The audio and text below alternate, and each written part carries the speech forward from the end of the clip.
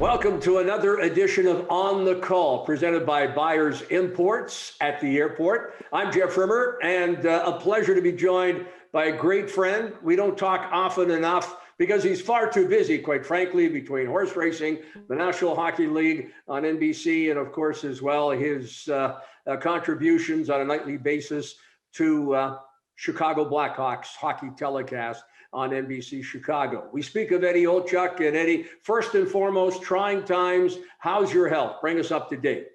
Oh, Rim's always great to be with you, and thanks for having me. Yeah, I feel good. Knock on wood. 3+ years cancer-free after getting diagnosed back on August the 4th at 7:07 p.m. of 2017. I was diagnosed with stage 3 colon cancer, and I actually have a big scan coming up here shortly. And, there's always that apprehension and that nervousness of going back in for the yearly scan. But all of my numbers look great. I go back to the doctor every 3 months. And if I can get through this next scan clean and clear, then I can go back every 4 months. And my team of doctors has been unbelievable. My wife, Diana, of almost 33 years, has been there every step of the way. But, navigating through this world we're all living in, we all have to remember not only trying to, stick handle our way through the COVID-19 virus, but we all have to take care of ourselves as well, our own health, whether it's mental health or, underlying issues that we know about. And I would encourage everybody out there is that, hey, if you're not feeling well or there's something that needs to be looked after from a medical professional, please raise your hand and go see your doctor. You can't put it off because you just never know. And but I appreciate you asking. I feel good. Just looking forward to getting that scan out of the way and continue to continue to be on the right side of the grass. So I'm very thankful and very blessed. Well, first and foremost, our thoughts and prayers are with you. And I know I speak for all hockey fans from coast to coast of the U.S. And yeah, even your hockey fans up in Canada, because you got an imprint in that country as well, playing for Winnipeg and playing for Toronto. But hey, the health scare inspired a great book. And I'm happy to report, having asked you, it's in softcover now. So another printing and another way that you can connect with hockey fans and people that certainly have gone through similar issues. Yeah, I think that was the the idea of wanting to go ahead with the book, Jeff. I mean, I had opportunities to do a book in the past, but I just thought, I'm a kid from Chicago. I played in the Olympics when I was 17. I played for my hometown team, won a Stanley Cup with the Rangers.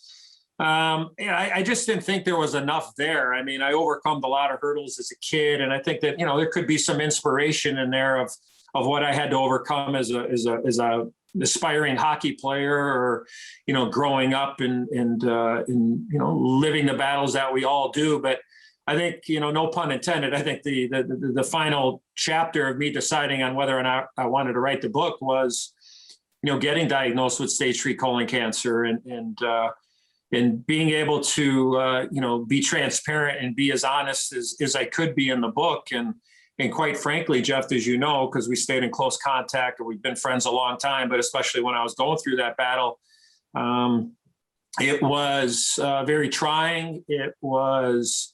It tests your will to live when you are diagnosed with cancer, when you are taking chemotherapy every 2 weeks for 48 hours for 6 months, and then being told, well, we'll reassess you then, and then we'll have a plan. So for me, there were so many hurdles, and I just thought if I could talk to people out there, and at the end of the day, if I could help one person either stay away from it, one person to get through the day, or one person to inspire them to continue to fight, because quite frankly, it does test your will to live. And there were times that I was going through the treatment, and I talk about it vividly in the book that, I started my treatments on September 11th of 2017. And then I would take it for 48 hours. I would take my first dose of chemo at the hospital for 4 hours. And then they would send me home for 48 hours with a fanny pack. And I had a port in my chest, and it would go from this fanny pack, and it would go off every 90 seconds. And, I knew it was, I knew it was good for me, but you're shooting this medicine into you and you don't know, and you're scared. And so during my second treatment, I had some really bad side effects. I had tremendous nosebleeds. I developed blood clots. I would just vomit without having to know that I did. And then I would just go to the bathroom without having to go to the bathroom. And I'm talking about going number two. I mean, I would just literally on the floor. And I said to myself, okay, I can't live like this. How am I going to get through today? Let alone how am I going to get through 10 more treatments of this? And I was ready to quit, Jeff. And I talk about this in depth in the book. And I've never quitted anything in my life. I never quitted anything as a player. I never quit anything as a coach. When I would head to the racetrack and lose $20, all right, check that. When I would lose $200, I wasn't going to quit. I was going to try to get back even. But this brought me to my knees. Like I was ready to quit, and whatever was going to happen was going to happen. And my wife grabbed me, and I'm sitting probably about 8 feet away from where we had this talk. And it was probably the greatest inspirational speech that I ever had in any locker room or any basement in my lifetime. And my wife said to me, look, you got to fight. You got to fight for me. You got to fight for our kids. And you got to fight for all the people that love you. And, we had a moment. I cried for 30 minutes of the 35 minutes that we chatted, and because I was ready to quit. And my wife said, okay, you're going to go day to day and not worry about what's going to happen tomorrow. Just worry about today. And that really helped me get through, Jeff. So I put my hockey helmet back on and I started going day to day. And that I needed that, because if I was by myself, Jeff, I would have quit and I would not be here. I know that, because I had stage 3 colon cancer and I was on the verge of getting to 4. And if my wife would have let me quit, or my wife was not around, I would not be here. And people need to understand that caretakers, we need to make sure we're looking out for the caretakers too, because I never saw my wife down, Jeff. I never saw her weak around me. But I know is when she wasn't around me, she would let her guard down and wonder, what the hell was going to happen to me. So I'll be forever grateful for my wife and the team of doctors that I had. And then one last thing on this, Jeff, too, is that when I was going through my battle, I was scared. I was worried. How is this going to affect my kids? How is this going to affect my friends? I wasn't worried about dying. I was very much at peace when I was going through this, even though I had all of those emotions, being scared and not wanting to die. But I was very much at peace when I was going through that. And let me explain what I mean is that somewhere along in my life, I learned to express to the most important people in my life. We all have a circle. I've always been able to let those people know how I felt about them, to just say, hey, you know what? My life has been better with you in it.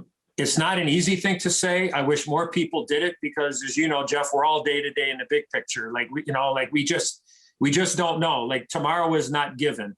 And when I was going through my battle, I could hang my hat on that, is that if it was my time, the most important people in my life knew how I felt about him. And anytime I would tell anybody close to me that, say, hey, I just want you to know that, hey, if something happens to me, God forbid, I need you to know that my life has been complete with you in it.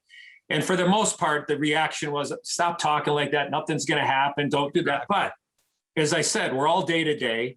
I've always been very sensitive and a very emotional person. That's part of my personality, and I'm not embarrassed to say that. But when I was going through my toughest time, I was able to put my head on the pillow at night when I could sleep and go, you know what? If it was my time, then the most important people knew how I felt about them. And that helped me get through, Jeff. Like that thing, that mindset, that thought process for Eddie Olczyk and his family, I think helped me get through, is that I was very much at peace. And to put a bow on it is, people ask me, like, do you look at things differently now after going through what you did? Like, do you think, and like, look at like sitting in traffic or somebody cutting you off on the road, or, the airplane being late, or, whatever petty little things they are. Yeah, that doesn't bother me as much as it used to. But I think the one thing it did, Jeff, like, honestly, if I answer that question, I really don't. I really don't look at things any differently. And I think what it did for me and for my family and for the people I care for most is I was in a really good place before I was sick. And I'm still in that same place. And I would hope that people that read my book or hear us today can be inspired, or I can help somebody maybe get through a difficult time. Because if I can help one person, like I said earlier, Jeff, that know my story, then it was well worth us spending a half hour together, or somebody picking up the book and reading it. And I thought that, to me, was probably one of the more powerful things that we talked about in the book. I strongly recommend for hockey fans and those people that are going through tough times, and even their families. This is a great read, and well worth the purchase. And again, it's available now both in hardcover and paperback. On a lighter note. Okay, hold on. Let me ask you first. I know you didn't pay for that book. I did. I bought it from Amazon. Is that Jody? I paid for it. Is that Jody Shelley's copy? I think you might have borrowed it from him. I've been to dinner with you. No. I can prove it because you signed it for me. Of course, it took me to beg you in Chicago one night. You said, I'm not signing it. And finally, in the second intermission, you came in and you signed it. And I will be forever grateful. How's that? All right, buddy. You got it. All right.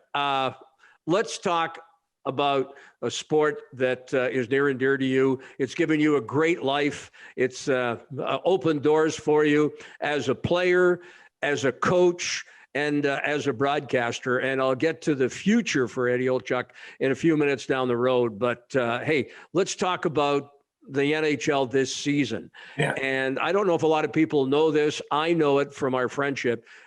You are a big Blue Jacket fan, the organization, the success this franchise has had. Yes, you work for Chicago, you played for Chicago among other teams, but you care a lot about the Blue Jackets. We've had you in town for a number of events, and you've always come. Are you surprised with just how poorly the season has gone for the Blue Jackets? Yeah, I mean, it just seems like it got off the rails, Rims, and they could never get it back on. I mean, that's just, again, being on the outside, so to speak. Look at the world we're living in. You know this.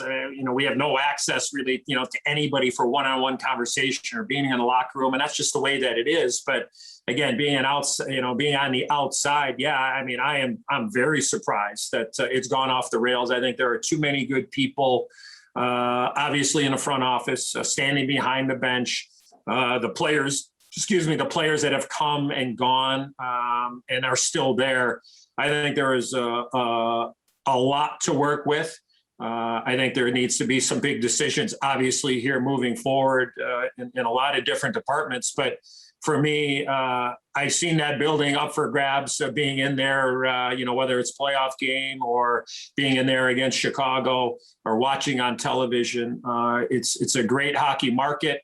And I think that certainly the decisions that are going to be made here will be altering for the franchise here moving forward. And look at, I think the mindset, needs to be is know where we were, where you are, and know where you're trying to get to. And I lived it when I coached in Pittsburgh, hard to believe, some 16 or 17 years ago.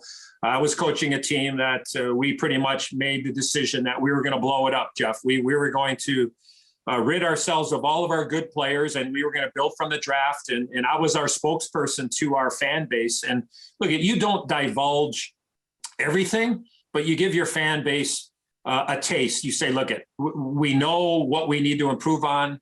These are our plans. There are no guarantees, but we need you to stay with us. And you have to be, you have to be out there. You have to be able to answer the questions when things aren't going well. And you got to be able to answer the questions when things are looking up. So I lived it. Unfortunately, I wasn't able to see the 5-year plan through in Pittsburgh, but it'll be really interesting to see which way the Jackets go. And like I said, they've had some really, really, they have really, really good people in a lot of different places there. And when you become friends with people, you want to see them do well and be successful. And, look at when JD was there, when John Davidson was there, Yarmo and Torts, I said this publicly, that those three gentlemen, along with yourself, Rims, and a lot of people in the organization of the Columbus Blue Jackets, you all supported me at my most difficult time. You checked in on me. I would get texts periodically from Torts. I would get a call from him periodically from a bus after a win, just for the record.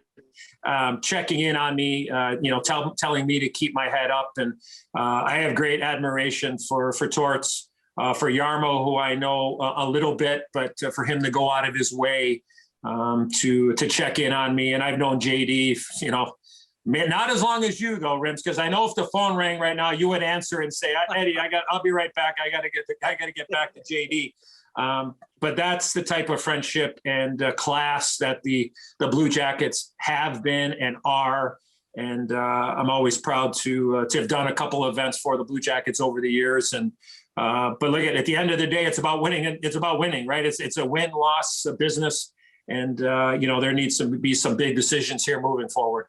All right. The situation here, it wasn't easy. Last year in the bubble, it's not easy with an abbreviated 56-game season. What are your thoughts about how the NHL has handled it and where we go from here? And hopefully getting back to an 82, or now they're even talking 84-game schedule next year.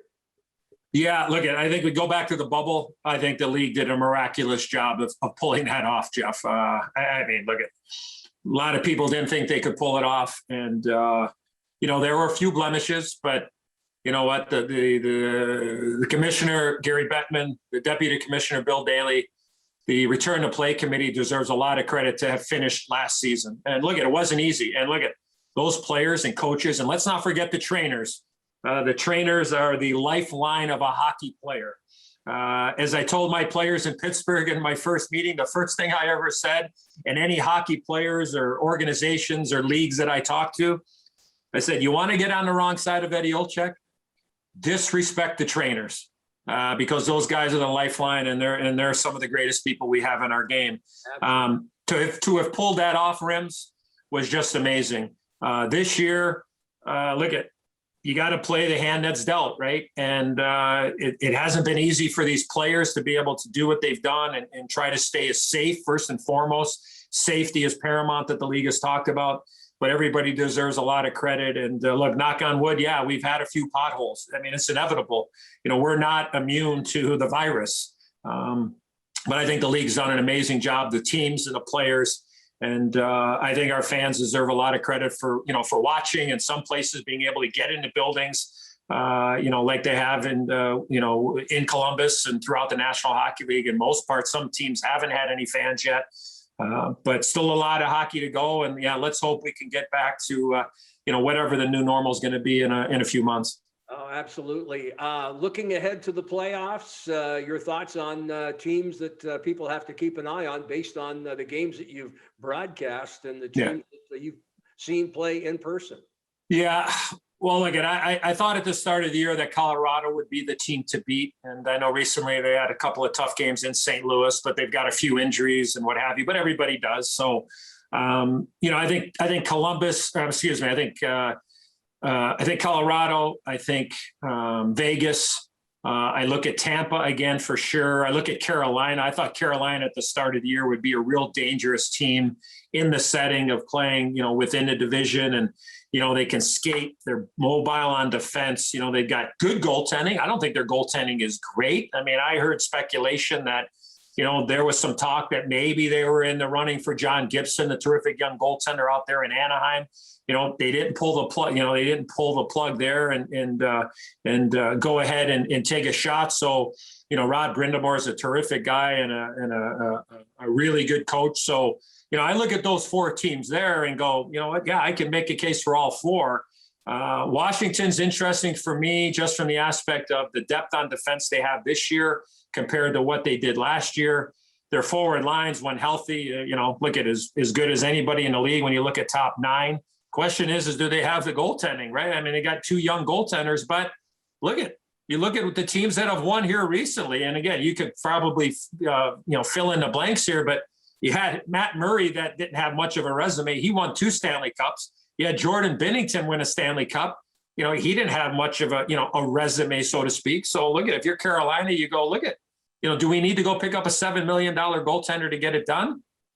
Time will tell, but I think any combination of those teams there, I think, look at Colorado and Vegas. Look at Jeff, Colorado and Vegas. They got to play each other to get to the conference final. So you're going to lose a really good team, there. And the same with Carolina and Tampa.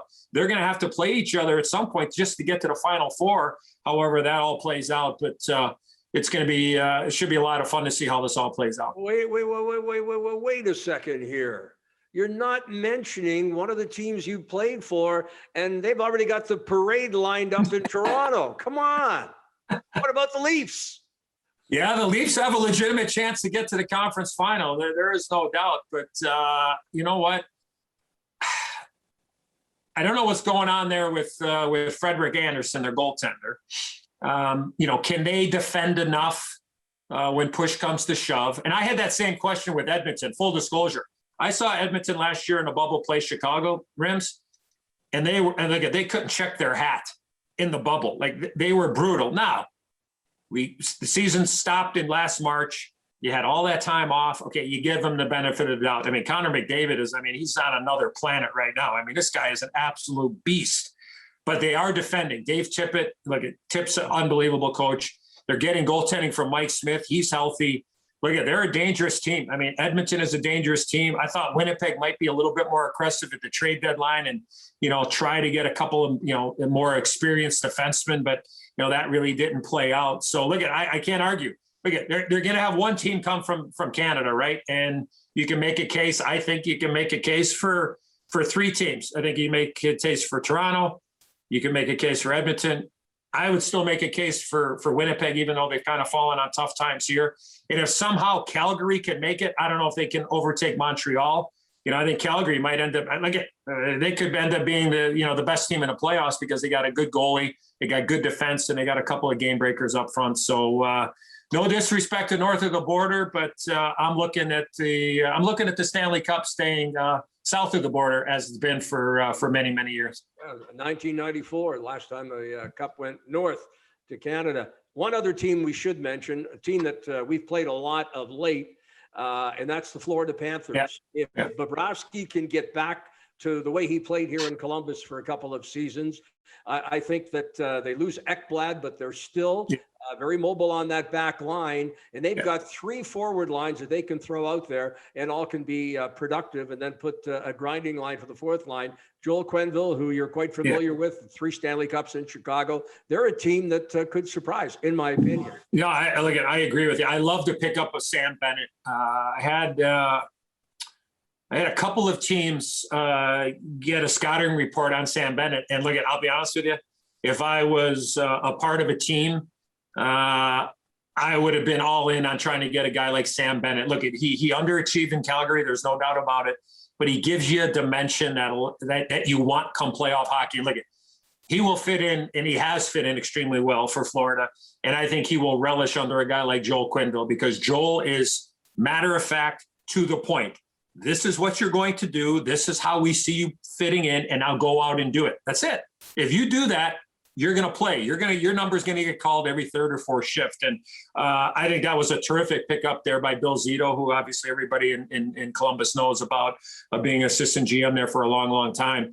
The Ekblad thing really is like he was having could you say he was having a Norris Trophy year, Jeff? I mean, sure. You could have. So again, a tough out. But they're going to face, you would assume, they're going to end up facing either Tampa or Carolina at some point. And it's just going to be absolutely unbelievable playoff in the Central. All right. Your team, the Chicago Blackhawks.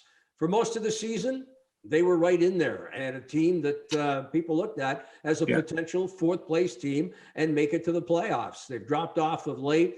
But they've certainly brought a core of young players in, and they should be better in the future, in the immediate future.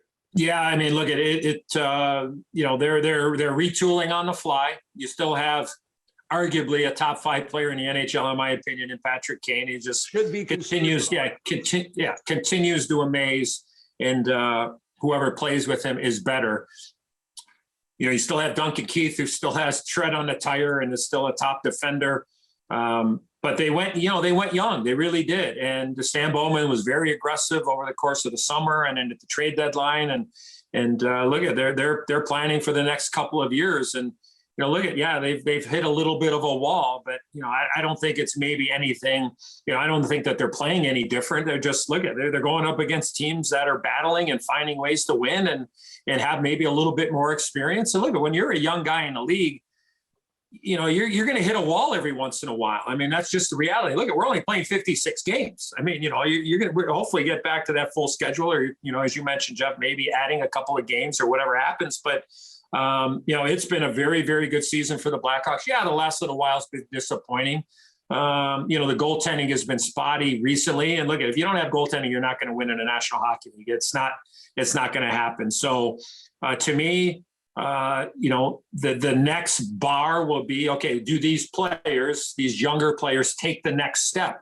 And as you know, if we get back to normal, you're going to go back to divisional play. And how is that going to map out? I think the league is still trying to figure that out. But with the new Seattle franchise coming into the National Hockey League, and we do have some, I do have a little skin in the game there in Seattle, just for the record, Jeff. My brother, Ricky, is vice president and assistant general manager for the great Ron Francis out there in Seattle. And then also my son, my oldest son, Eddie, is an amateur scout there. So obviously I got some blood in the game there for Seattle. Great. So looking forward to see what they're doing. And let's not forget the job that Ronnie Francis and my brother and the former regime did in Carolina. A lot of this team here in Carolina that you see that has a chance to go to Stanley Cup, this is Ron Francis's team, and Donnie Waddell has added some pieces, no question about it. But the majority of this team was signed and drafted by the great Ron Francis. So in saying that, going back, Seattle comes in. I think Arizona's coming to the Central Division next year. So for Chicago, you're going to, if we get back to normal, you're going to have Colorado, Winnipeg, Minnesota, Nashville, St. Louis, Dallas, Arizona. I mean, so you know what I mean? Like, so you've taken a step, but now you look at some of those teams there, and people would argue, and I would certainly be at the front of the line and go, wow, you just named probably 2 of the top 8 teams in the NHL, and you probably look at a team like Minnesota that is emerged as maybe a sleeper team. Like, can they take the next step as well? And we know what St. Louis has done, and you see what Nashville's done when they've been healthy. So in Dallas, right, they were in a Stanley Cup final. So you got to be able to take the next step here moving forward. But long-winded, I think it's been a really, really productive year for the Chicago Blackhawks. And you've seen some young players emerge, and now they got to get stronger and develop a little bit more. And can they take the next step? And they'll get a great challenge next year. All right. We started on the call presented by Byers Imports by the airport, discussing you personally and the battle that you had in beating cancer for good, I believe, God willing. And I want to end it getting back to you personally. What about the future for Eddie Olczyk? You've done a terrific job, as we mentioned earlier, both as a player, winning in the Olympics, winning as well as Stanley Cup, and obviously a great career as a broadcaster. But I know that having had the taste of management and coaching with the Pittsburgh Penguins, it's still a dream of yours. You've had interviews in the past. I'm not telling any tales out of school. What about the future for Eddie Olczyk? Would you still like to have that opportunity in management in the National Hockey League? Well, all of a sudden, this connection here is breaking up here, Jeff. So I don't.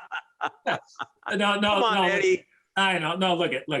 I am. I'm very much at peace at where I am in my life now. Obviously, I mean, for people that may not know, I mean, it looks like our NHL on NBC package is going away, and that would mean that I would become a free agent. But in saying that, like, look, I love the game. I owe everything to the game of hockey.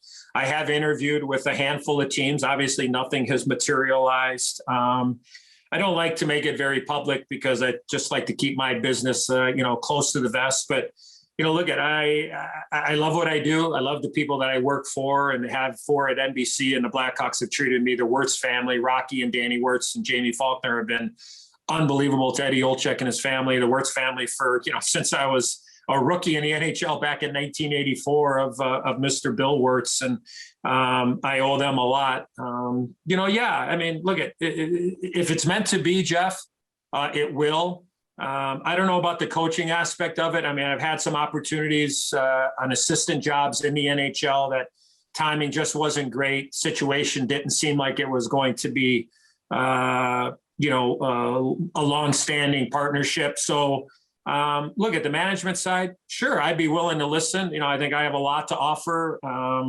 You look at, somebody asked me the other day, are you trying to follow in the footsteps of John Davidson? A long time NHL career, long time in the broadcast booth, and then all of a sudden get the opportunity to go work with a team. And I said, look, if it's meant to be, and I could be in the same breath as JD, who I say and believe is the greatest color analyst that we've ever had in the National Hockey League.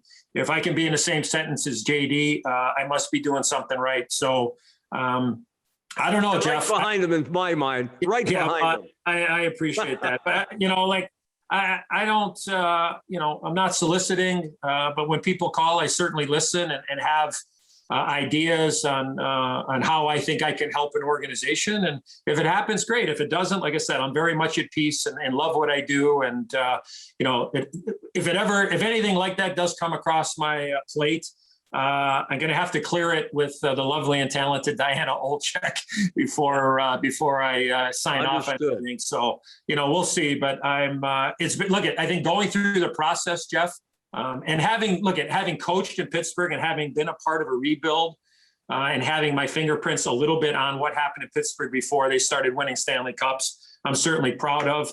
I learned a lot about the game. I think it made me a better broadcaster after coaching.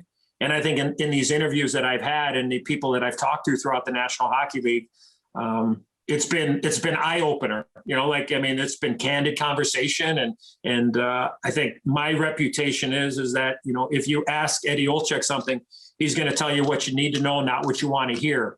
And hopefully that's a positive when I get these opportunities. And like I said, if it happens, great. If not, I love what I'm doing, and I always enjoy running into you, regardless if it's in person or through the world that we're living in right now, Grims. All right. Well, I can't thank you enough for the visit today. We're all praying for that next scan, and I look forward to our next visit. And when I get my copy of the soft cover, because I got the hardcover now, I want you to sign that one too. It's all about you, Rims. It's all about you, buddy. Thanks for having me. All right. Good luck. Good luck to the Jackets the rest of the year and in the off season. And I'll look forward to getting to Nationwide there sooner than later. I hope so. And again, Eddie, thanks for this. Ed Okay, Olczyk joining us here on the Call, presented by Byers Imports by the airport. Join us again later on. We'll have another edition for you in the future. Take care.